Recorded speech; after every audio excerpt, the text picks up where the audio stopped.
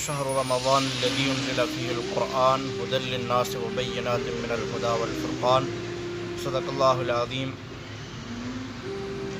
ناظرین، رمضان المبارک کا مہینہ بالکل قریب ہے اور اس کی بڑی فضیلتیں، برکتیں اور رحمتیں ہیں۔ جتنا عزت، احترام، فضیلتوں والا مہینہ ہوتا ہے، اتنی زیادہ اس کی عزت اور قدر بھی کی جاتی ہے۔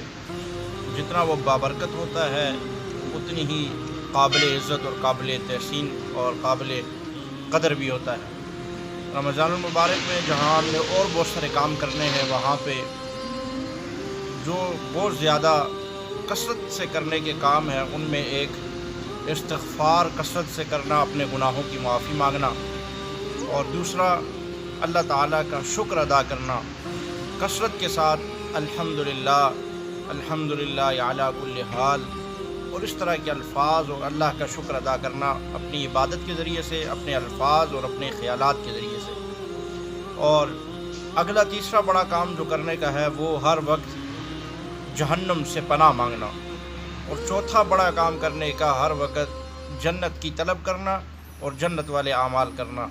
یہ وہ کام ہے جو رمضان المبارک میں کثرت کے ساتھ کرنے کے ہیں۔ اللہ رب العالمین ہمیں رمضان المبارک صحیح معنی سے اور دین اسلام اور شریعت کے مزاج کے مطابق گزارنے کی توفیق عطا فرمائے۔ السلام علیکم ورحمۃ اللہ وبرکاتہ۔